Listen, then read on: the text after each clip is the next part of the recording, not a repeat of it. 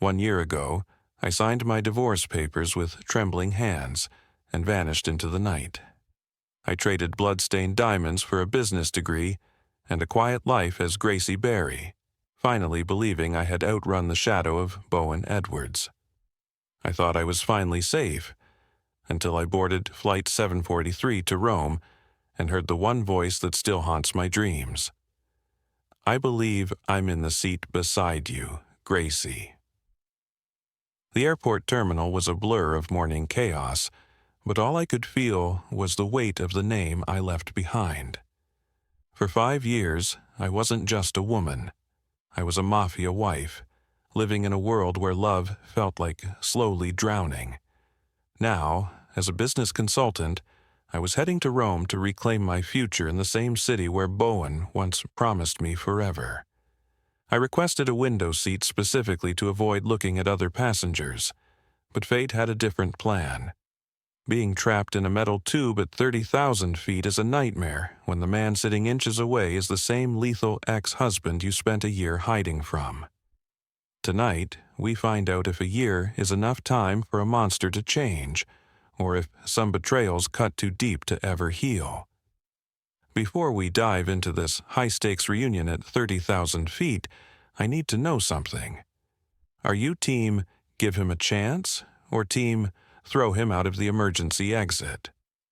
Drop your vote in the comments and tell me where you're watching from, because I have a feeling the answers are going to be wildly different depending on whether you're streaming this during your morning commute or at 2 a.m. when all your life choices seem questionable.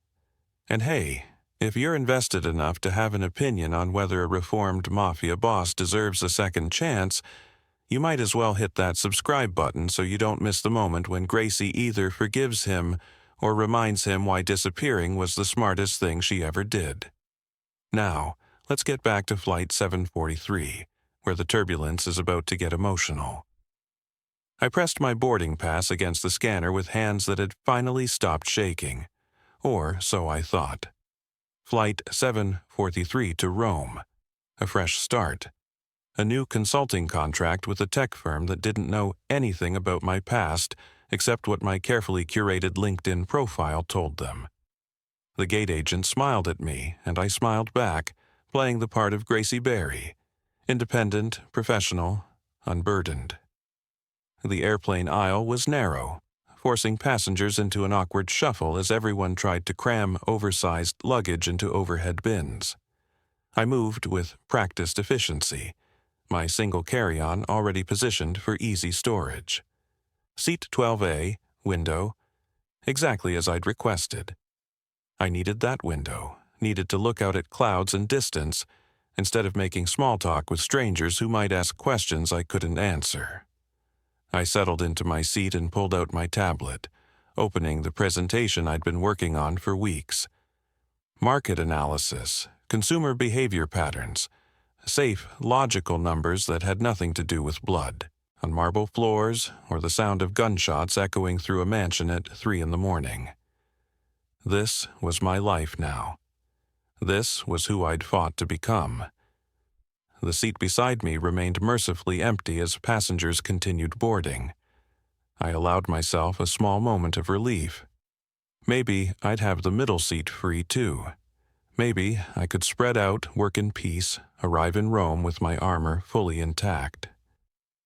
Then the air changed.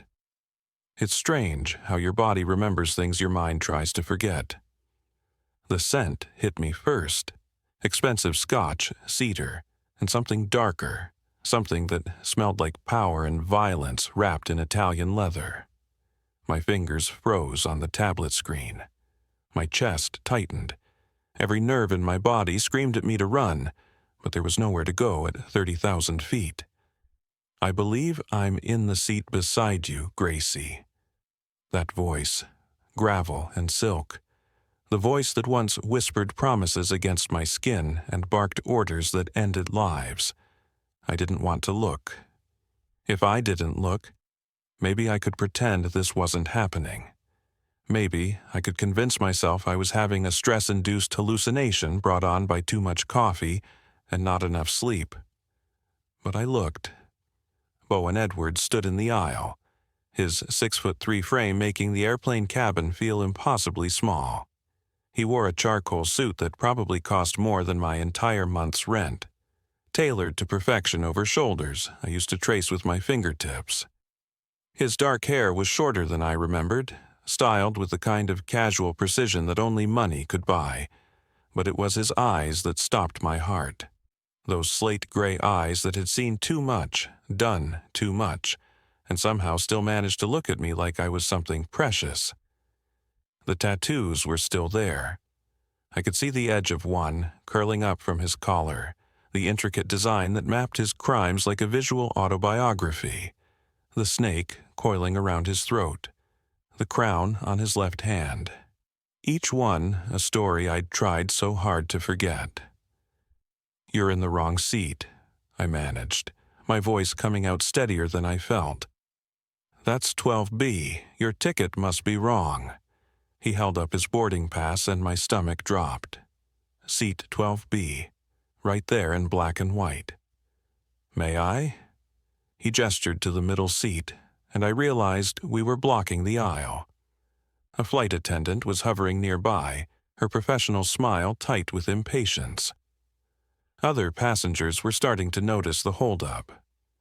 I couldn't make a scene, couldn't draw attention. That was the old life, where drama and spectacle followed me like a shadow. So I nodded, pulled my tablet closer to my chest like a shield, and watched as my ex-husband, the man I'd spent a year hiding from, folded himself into the seat beside me with the grace of a predator settling into position. The flight attendant moved on. The cabin door closed with a mechanical thunk that sounded like a prison cell locking. I stared at my tablet, at the meaningless words and numbers that suddenly meant nothing, at all. "You look good, Gracie." His voice was quiet, meant only for me. Healthy, happy, even. I wanted to scream at him, wanted to demand how he found me, why he was here, what game he was playing now. But the memories were flooding back, drowning me in moments I'd spent a year trying to bury. The note I'd left on our bed. "Please do not look for me." 4 words that had taken me 3 hours to write, because my hands wouldn't stop shaking, and my tears kept smudging the ink. The sound of the front door closing behind me for the last time, my single suitcase feeling impossibly heavy. The burner phone I'd used to call my lawyer, my voice barely a whisper as I said the words I never thought I'd say. "I want a divorce." The apartment I'd rented under my maiden name, bare and cold but blessedly silent. The business degree I'd earned online, studying in the dead of night when sleep wouldn't come, and the phantom feeling of his hands on my skin made me want to crawl out of my own body. "Gracie." He said my name again, softer this time, and I realized the plane was moving, taxiing toward the runway. There was no getting off now, no escape hatch, just 8 hours trapped beside the man who'd taught me that love and terror could exist in the same breath. I turned to face him finally, meeting those gray eyes with whatever courage I had left. "Don't call me that, and whatever you think this is, whatever coincidence you've engineered, it ends when we land."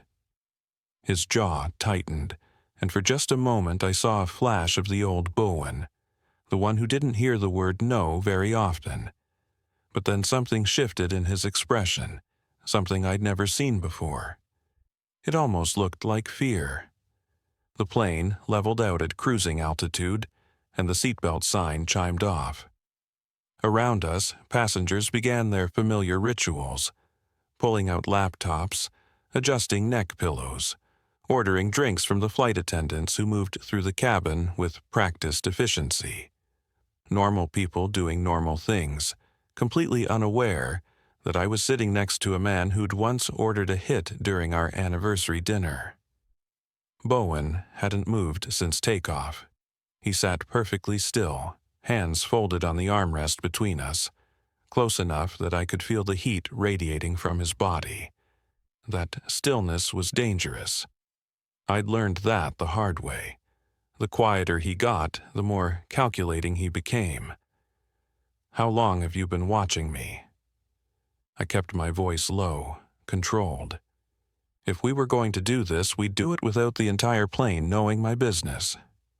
He didn't pretend not to understand. "Since the day you left?" My blood ran cold. "You promised.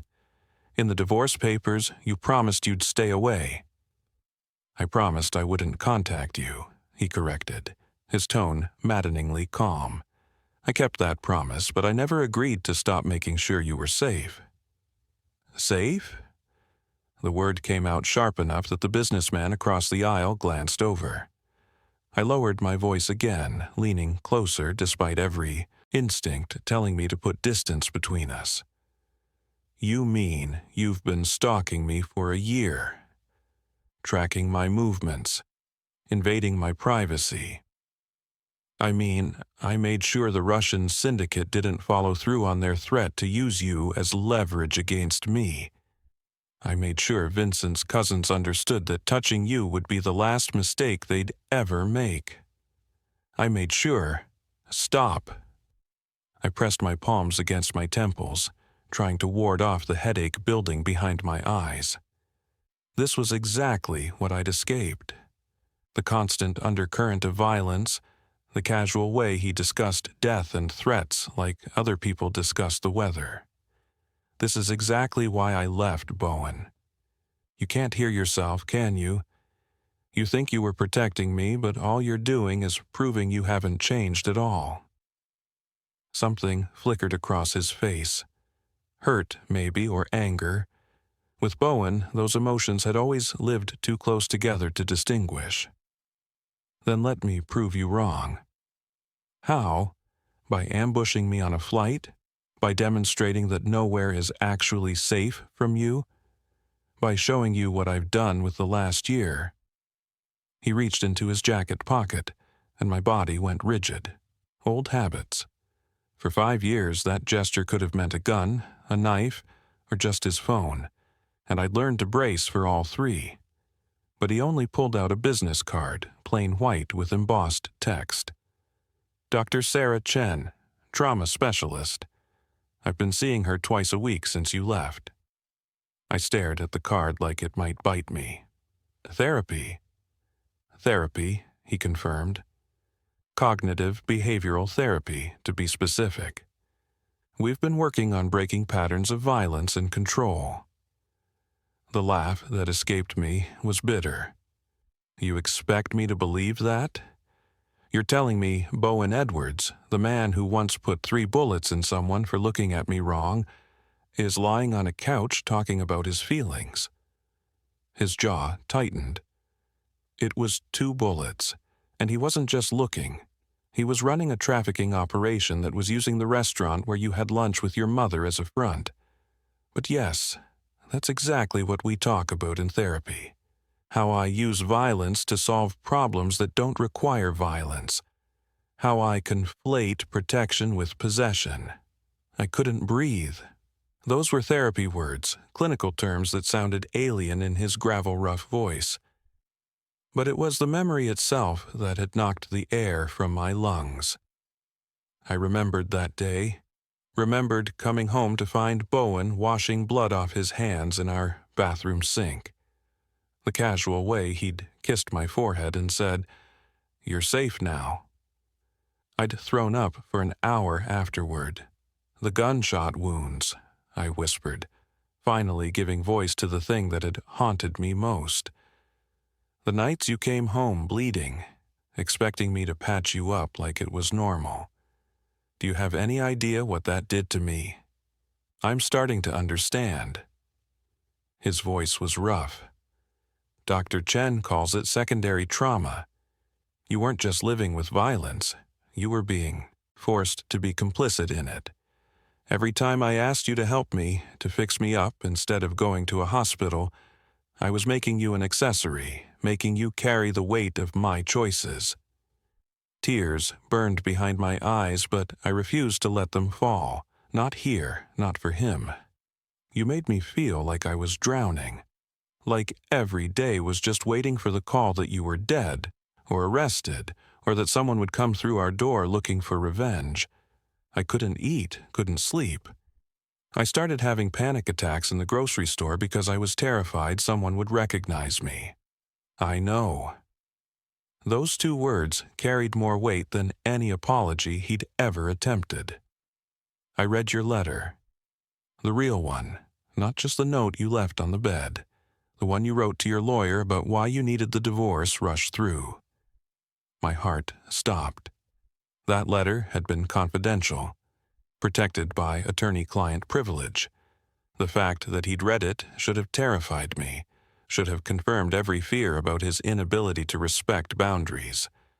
But instead, I felt something crack open inside me. The possibility that maybe, just maybe, he'd actually heard me.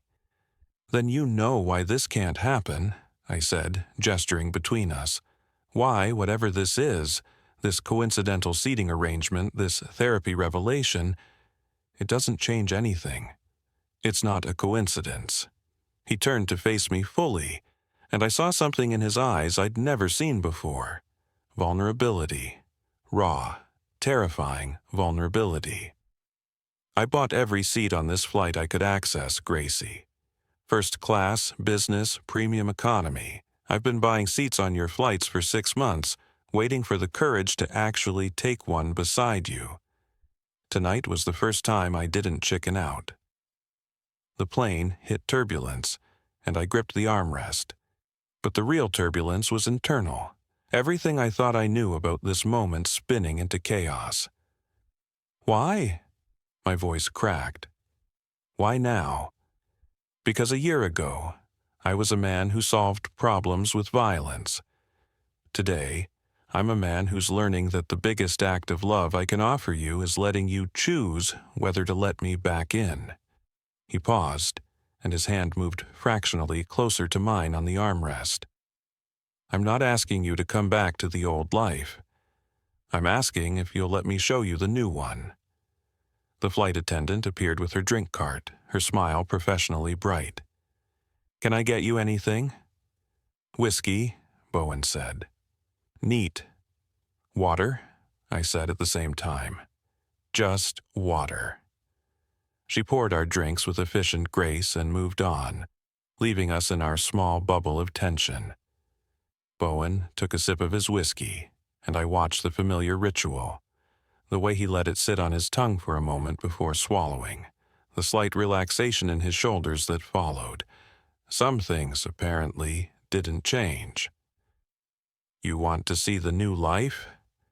He set down his glass and reached for a leather portfolio I hadn't noticed tucked into the seat pocket in front of him. "I brought documentation." "Documentation!" I almost laughed. "You're trying to win me back with paperwork?" "I'm trying to show you that I'm serious." He opened the portfolio, and I saw neat stacks of documents, each marked with colored tabs. The organization alone was startling. The old Bowen had kept everything in his head, trusted nothing to paper, operated in a world where written records were liabilities. "This is Edwards Security Consulting, registered with the state of New York, fully licensed, completely legitimate." I took the document he offered, my hands trembling slightly. It was a business license, official and stamped, with Bowen's name listed as CEO. The business address was in Manhattan, a street I recognized as being in the financial district, not the warehouse territories where his family had operated for 3 generations. "Security consulting," I read aloud. "What does that actually mean?" "It means I took everything I learned running protection rackets and turned it into something legal. We consult for corporations on physical security, digital infrastructure protection, risk assessment. The same skills, different application." He pulled out another document. "Here are last quarter's tax returns. All income reported, all taxes paid." I stared at the numbers, at the legitimate revenue streams and the IRS stamps that proved this wasn't just a front. The business was profitable. Extremely profitable. More money than he'd made from the illegal operations, at least the ones I'd known about. "This could still be a cover," I said, but my voice lacked conviction. "You could be running the old businesses through shell companies." "I could be," he agreed, "but I'm not." He pulled out his phone, navigated to a news article, and handed it to me. This ran in the Times 6 months ago. "Edwards family exits organized crime. Federal prosecutors close decades-long investigation." I scanned the article, my disbelief growing with every paragraph. The piece detailed how Bowen had cooperated with federal authorities, providing information on rival operations in exchange for immunity for himself and his remaining family members. He'd dismantled the drug distribution networks, sold off the illegal gambling operations to legitimate casino companies, and walked away from protection rackets that had been family institutions since his grandfather's time. "You turned informant." The words felt surreal leaving my mouth. In the world I'd left behind, informants were the lowest form of life. The code of silence had been absolute. "I turned witness," he corrected. "There's a difference. I didn't betray anyone who hadn't already betrayed the family. The Russos were cutting fentanyl into our product without telling us. Vincent was skimming 30% off the top. The Cartellis were planning a hostile takeover that would have ended with my head in a dumpster. I gave the feds enough to put away people who needed to be put away, and in exchange, I got to start over." My mind was reeling. This wasn't just a change. It was a complete dismantling of everything the Edwards family had built. "Your father must have... My father died before you left." His voice went flat. "Heart attack. Quick. He never knew I was planning to get out." I'd known his father had passed. It had been in the papers. A small obituary that mentioned his import business and surviving family. But I hadn't realized the timing. "You did all this after he died?" "I did all this because he died." Bowen took another sip of whiskey, and I saw the grief he was trying to drown. His last words to me were about legacy, about passing the business to my sons, continuing the tradition, and I realized I didn't want that legacy, didn't want my children, if I ever had them, to grow up in a world where their father's work involved body counts and federal surveillance. "You never wanted children before," I said quietly. We'd fought about it during our marriage. I'd wanted to start a family. He'd said it was too dangerous to bring kids into his world.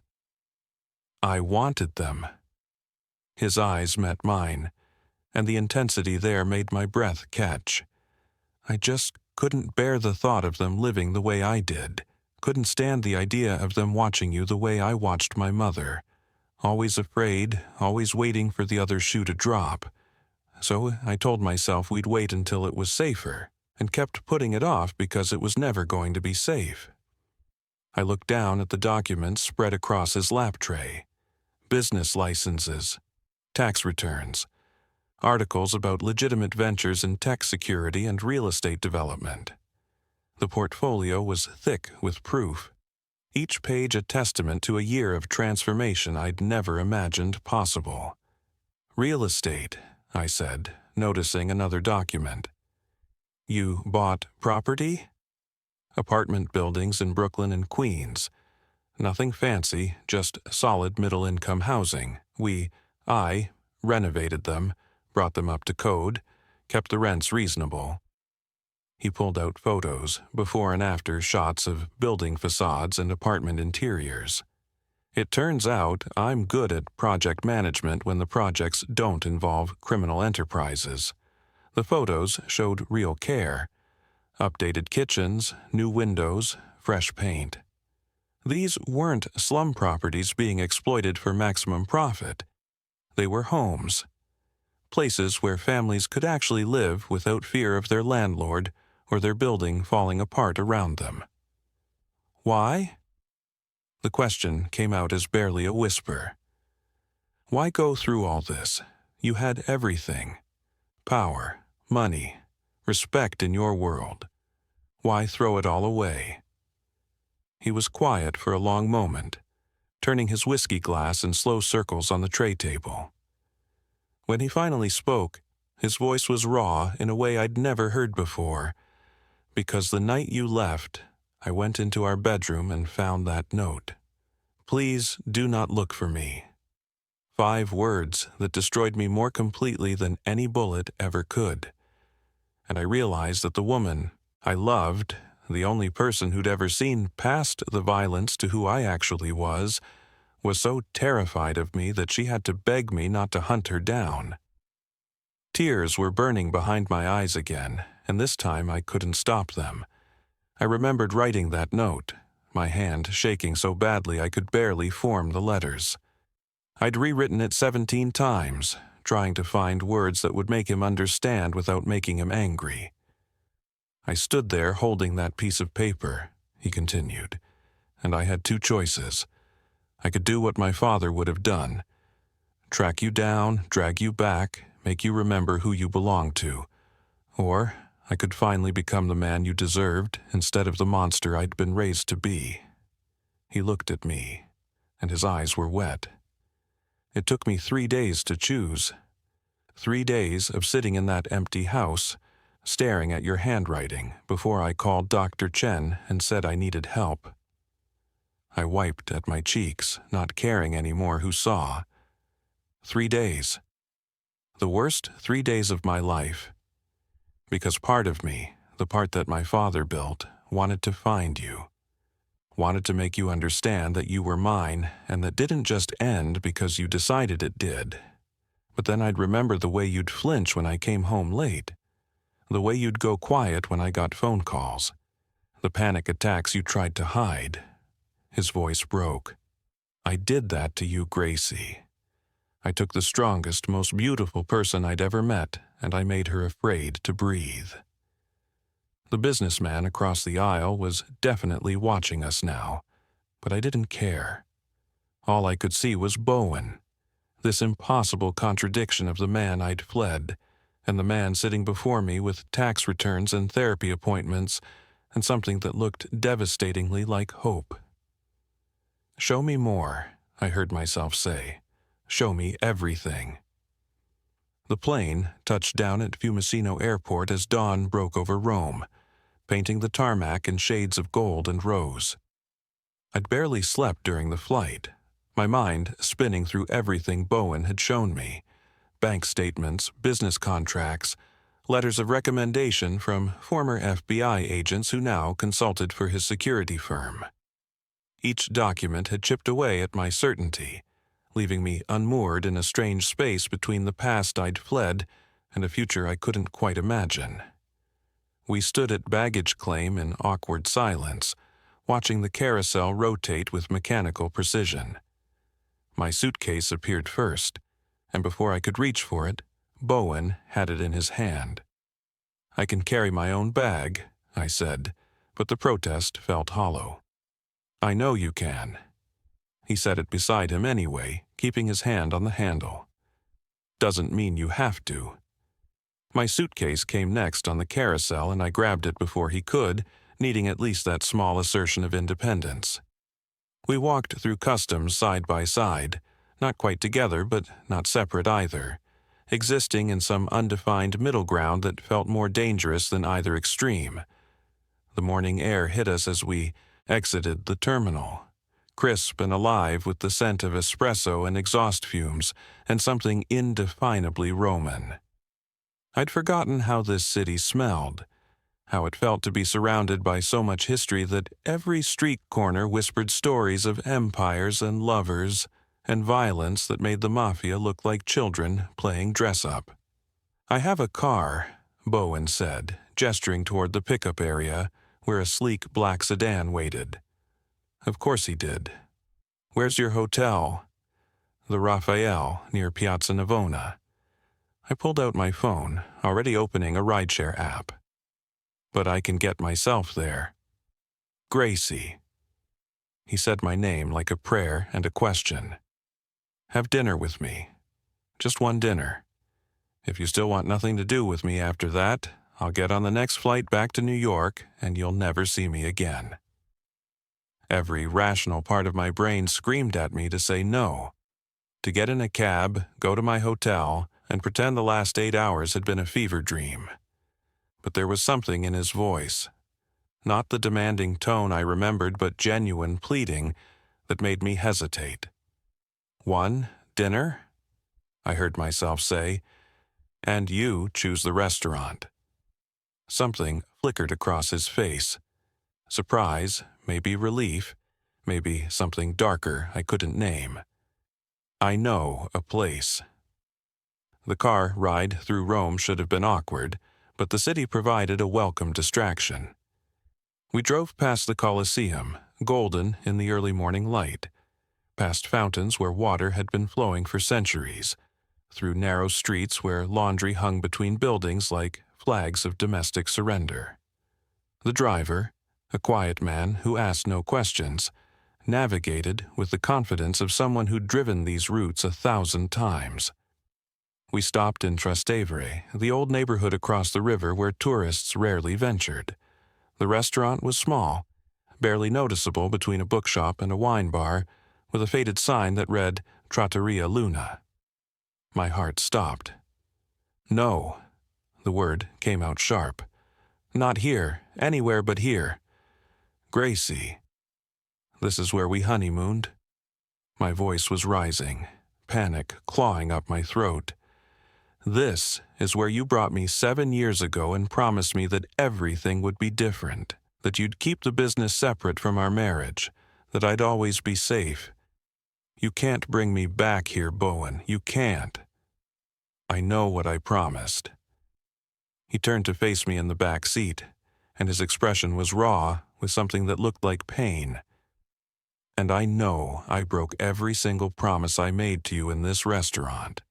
That's exactly why we need to be here, because I need you to see that I understand what I destroyed." Before I could respond, the restaurant door opened and a man stepped out. Older now, his hair more silver than black, but unmistakably Antonio, the owner who'd treated us like family during our honeymoon. His face lit up with recognition and joy. "Signora Edwards! Signor Edwards!" He rushed toward us, arms outstretched. "You've returned. After all these years, you've returned to us." I wanted to correct him, to say I wasn't Signora Edwards anymore, that I'd reclaimed my maiden name and my independence. But Antonio was already embracing me, kissing both my cheeks with grandfatherly affection, and the words died in my throat. "Come, come." He ushered us inside, his excitement palpable. "Your table, it waits for you, the same one where you sat every night." "Maria," he called to someone in the kitchen. "Maria, they're back, the beautiful couple from America." The restaurant was exactly as I remembered. Warm lighting, checkered tablecloths, walls covered in photos of patrons from decades past. And there, in the corner by the window overlooking a small piazza, was our table. I could almost see us as we'd been 7 years ago, young, foolish, so desperately in love that I'd convinced myself the danger was romantic instead of lethal. Antonio pulled out my chair with a flourish, and I sat because refusing would have required an explanation I couldn't give. Bowen sat across from me, and the familiarity of the position was devastating. How many nights had we sat exactly like this, my foot touching his under the table, his hand reaching for mine between courses. "You look the same," Antonio said, his eyes misty. "Still so beautiful together, still so in love, yes? I can always tell with the lovers. Some couples, they come here and I see they will not last. But you two..." He pressed his fingers to his lips and kissed them. "You two have the forever love." The irony was so sharp it felt like a knife. Bowen's jaw tightened, and I saw him struggling with the same painful awareness that we were about to perform a pantomime of happiness for a man who deserved better than our lies. "We've had some time apart," Bowen said carefully, "but we're working on things." "Ah," Antonio nodded sagely. This is good. Marriage, it is work, yes. But the foundation, if it is strong, you can always rebuild. He patted Bowen's shoulder. I bring you the special menu, the same dishes you loved before. The pasta all'amatriciana for the signora, the osso buco for you, signore, and the wine. I have saved a bottle from the same vintage you drank on your last night. I have been waiting for you to return. He disappeared into the kitchen before either of us could protest, leaving us alone at the table that held too many memories. Through the window, I could see the piazza coming to life. A woman opening her flower shop. A man setting up tables at a cafe, a stray cat picking its way across cobblestones that had been walked by emperors and poets and lovers for 2,000 years. I'm sorry, Bowen said quietly. I should have warned you. I should have asked first. But I needed you to see. That, you remember. I picked up the wine glass Antonio had already filled with water, just to have something to hold. That, you know, exactly what you destroyed. Yes. He didn't look away from me. And that I know I can never get those nights back, those promises, that version of us that existed before I proved I was exactly what you feared I'd be. Maria emerged from the kitchen, Antonio's wife, her face wreathed in smiles. She set down a basket of bread, still warm, with olive oil and aged balsamic. The smell alone transported me back. To nights when happiness had seemed possible, when I'd genuinely believed love could be stronger than violence. You must tell us everything, Maria said, settling into a chair at our table with the presumption of old friends. Where have you been? Do you have bambini? Antonio and I, we have 3 grandchildren now. We show you pictures, yes? I looked at Bowen across the table, at this man who'd bought plane seats for 6 months waiting for courage, who'd dismantled an empire for a chance at redemption, who'd brought me back to the scene of our greatest happiness to show me he understood the depth of our greatest pain. And I realized with terrifying clarity that one dinner was never going to be enough to sort through what remained between us. We left the restaurant 3 hours later, full of pasta and wine, and the weight of Maria and Antonio's well-meaning questions about our future. I'd smiled through their stories about other couples who'd returned to the trattoria to renew their vows, nodded politely when Antonio insisted we'd be back to celebrate our 10th anniversary, and felt my heart break a little more with each fond memory they shared of our honeymoon selves. The afternoon sun was high and merciless as we stepped into the narrow street. Tourists were beginning to fill Trastevere, their cameras raised to capture the picturesque decay of ancient buildings.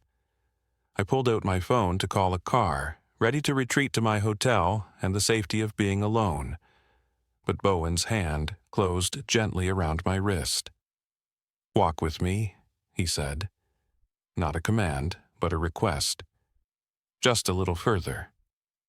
I should have said no. Should have drawn the boundary I'd promised myself I'd maintain. But the wine had softened my edges, and something about the way sunlight caught the silver in his hair made him look almost vulnerable. So I nodded, and we began walking through streets I'd once known by heart. Rome unfolded around us like a memory made solid. We crossed the Ponte Sisto, the Tiber flowing brown and ancient beneath us. We passed street artists painting the same scenes they'd painted for decades, gelato shops with lines stretching around corners, churches that had stood for 1,000 years and would stand for 1,000 more. Neither of us spoke much. There was too much to say, and somehow the city said it better than words could. I knew where we were going before he said anything. The crowds grew thicker, the streets narrower, and then we turned a corner and there it was, the Trevi Fountain, that Baroque masterpiece of stone and water and wishes made tangible. It was more crowded than I remembered, packed with tourists jostling for position at the fountain's edge, everyone clutching coins and dreams. The water thundered down. Neptune and his seahorses frozen in their eternal performance, and the noise of it drowned out everything else. The chatter, the camera clicks, even my own racing thoughts. Bowen guided me through the crowd with practiced ease, his hand at the small of my back, his body creating a path that others instinctively yielded to. Even dressed in his business suit, even playing at being legitimate, he still moved like a man who commanded space. Some things, I realized, were coded too deep to ever fully erase. We found a spot near the edge, close enough to feel the spray on our faces. I'd been here before, of course. On our honeymoon, drunk on love and new marriage and the impossible romance of Rome, I'd thrown a coin over my shoulder and wished for forever. The irony wasn't lost on me that forever had lasted exactly 5 years. "I've thought about this fountain every day since you left," Bowen said, his voice barely audible over the water's roar. He reached into his pocket and pulled out 2 coins, holding one out to me. Traditional method requires 3 coins, each with its own wish. One to return to Rome, one to find romance, one to get married. But I figure we've already done those things. I took the coin, feeling its weight in my palm. Then what are we wishing for? The truth. He turned to face me fully, and the expression on his face was so open it hurt to look at. "When you threw your coin 7 years ago, what did you really wish for?" The memory came back sharp and clear. The taste of wine on my lips, Bowen's arm around my waist, the dizzy happiness of being newlyweds in the most romantic city in the world. "I wished that you'd stay safe," I admitted, "that you'd come home to me every night, that the violence would never touch us." And it did anyway. It wasn't a question. I brought it home with me every single night, in the blood on my hands, the guns in my jacket, the names of dead men on my phone. A woman next to us squealed with delight as she threw her coins, her boyfriend laughing and taking photos. They looked so young, so certain that wishes were things that actually came true. I wanted to warn them that fountains were just water and stone, that coins sank straight to the bottom where they belonged.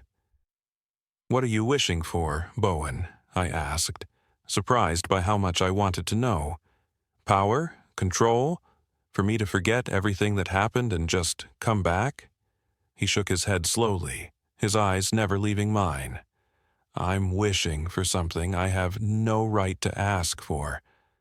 I'm wishing for a life where you don't have to be afraid to love me, where you can fall asleep next to me without wondering if this is the night someone kicks down the door, where the worst thing I bring home from work is stress about quarterly reports instead of blood and lies." He paused, turning the coin over in his fingers. "I'm wishing for the impossible, to become a man worthy of the woman I destroyed." My throat tightened. The spray from the fountain mixed with tears I didn't remember starting to cry. Around us, the crowd surged and laughed and wished for trivial things: romance, money, adventure. And here we stood, wishing for redemption. "You can't undo the past," I said, my voice breaking. "You can't throw a coin in a fountain and make me forget the fear, can't erase the nights I spent wondering if you were dead. Can't take back the moment I realized I loved a man who solved problems with violence. I know." He stepped closer, close enough that I could smell his cologne mixed with the mineral scent of fountain water. "I'm not trying to erase anything. I'm trying to build something new, something where the foundation isn't control or possession, or the kind of love that suffocates. I'm trying to build a life where you have all the power, Gracie, where you get to decide if I'm worth the risk." The fountain roared behind us, centuries of wishes swirling in its basin. Neptune watched with stone eyes, forever commanding waters he could never truly control.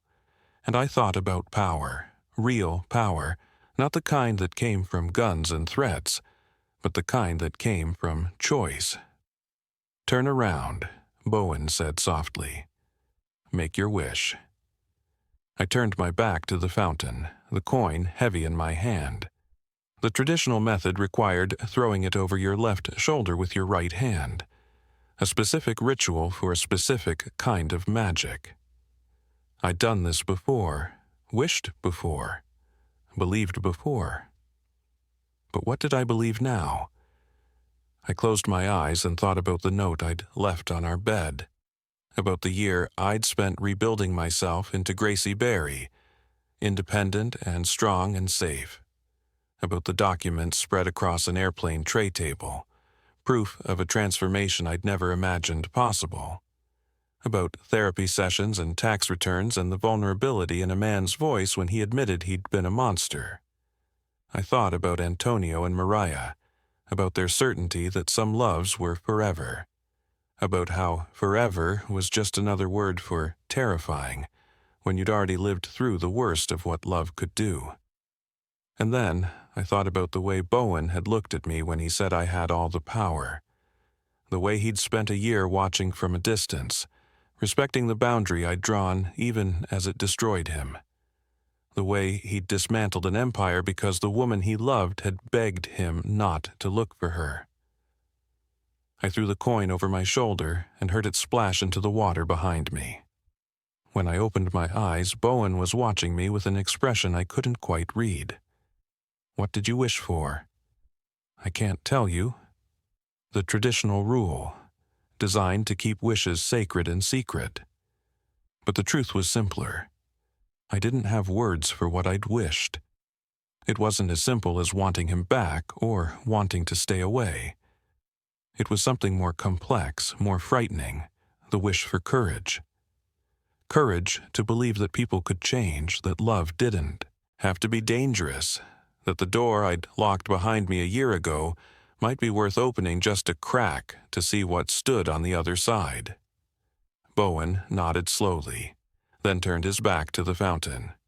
He stood there for a long moment, the coin in his hand catching the sunlight, and I wondered what a reformed mob boss wished for when he'd already given up everything that had once defined him.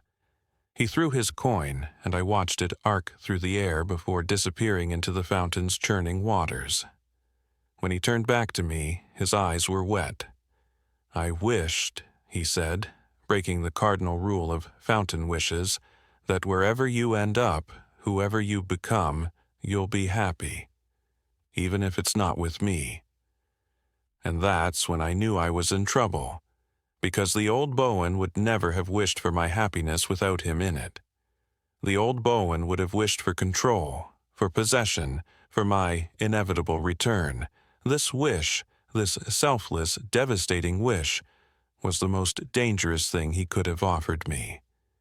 It was the thing that made me want to believe. 6 months later, Portland greeted us with a kind of relentless rain that felt less like weather and more like a baptism. I stood in the doorway of the craftsman bungalow I'd bought 3 months ago, my first real home, purchased with my own money from my own career, and watched Bowen's moving truck pull up to the curb. The truck was smaller than I'd expected, which somehow felt significant. "That's everything," I called out as he stepped down from the cab, his leather jacket already dark with rain. "Everything that matters." He grabbed a box from the back, balanced it on his hip with practiced ease. Turns out when you strip away the empire, you don't need much space for what's left. I held the door open as he carried the box inside, tracking wet footprints across the hardwood floors I'd spent a weekend refinishing. The house smelled like fresh paint and the lavender candles my mother had sent as a housewarming gift. It was small, 2 bedrooms, 1 bathroom, a kitchen that barely fit 2 people, but it was mine. Ours now. The thought still made my stomach flip with equal parts excitement and terror. "Where do you want this?" Bowen asked, setting the box down in the living room. "Second bedroom, your office."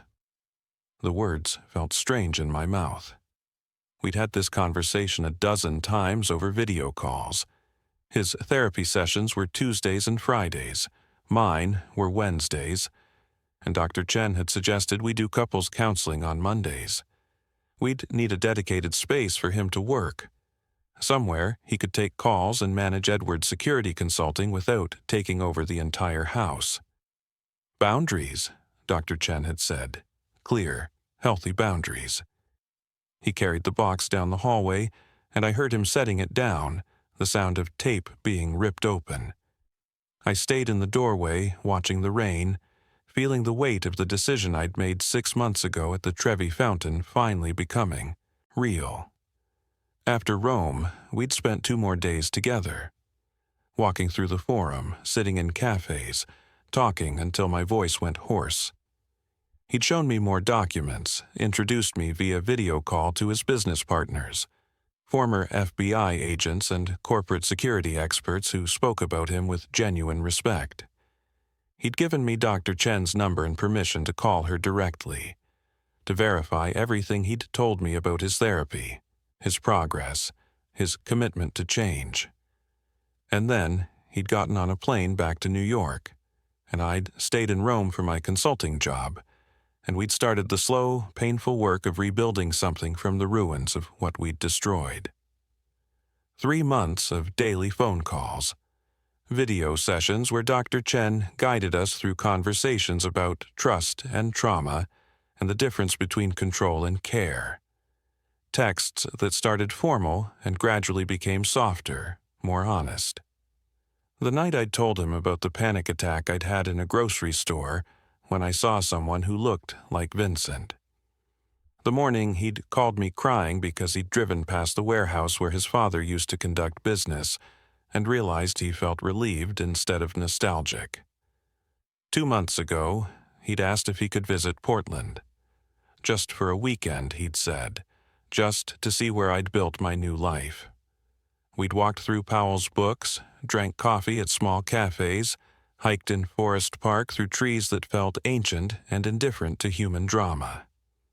And at the end of that weekend, standing on my porch as his Uber waited at the curb, I'd heard myself say, "What if you didn't leave?" Now, here we were. Boxes being unpacked, furniture being arranged, 2 broken people trying to figure out if the pieces could fit together in a new configuration. Bowen emerged from the office, rain-drenched and somehow younger looking than I remembered him in Rome. He'd let his hair grow out slightly, stopped wearing the expensive suits every day, traded the aesthetic of power for something softer. He still had the tattoos. Those were permanent, a map of a past he couldn't erase, but he wore them differently now, less like armor, more like scars. "There's not much left in the truck," he said. "Couple more boxes, a lamp, the desk chair. I didn't bring the bed." "Good." The word came out sharper than I'd intended, and I saw him flinch. "I mean, we talked about this, separate bedrooms, at least for now." "I know." He ran a hand through his wet hair. "I just want you to know I heard you. About going slow. About earning this, instead of assuming I deserve it." The rain intensified, drumming on the roof with the kind of insistence that made you believe it would never stop. I moved away from the door, into the kitchen where I'd started a pot of coffee earlier. The normalcy of it was surreal. Making coffee while my ex-husband moved into my house, like we were any other couple navigating any other Tuesday. "Dr. Chen called me yesterday," I said, pouring 2 cups. She wanted to check in before you moved in, make sure I was doing this for the right reasons. Bowen leaned against the doorframe, careful to keep his distance. 6 months of therapy had taught him that closeness was earned, not claimed. "What did you tell her?" I told her I was terrified. I handed him a mug, our fingers brushing in a contact that still sent electricity up my arm.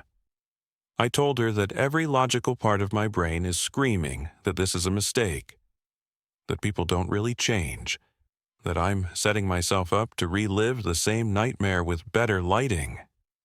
And what did she say?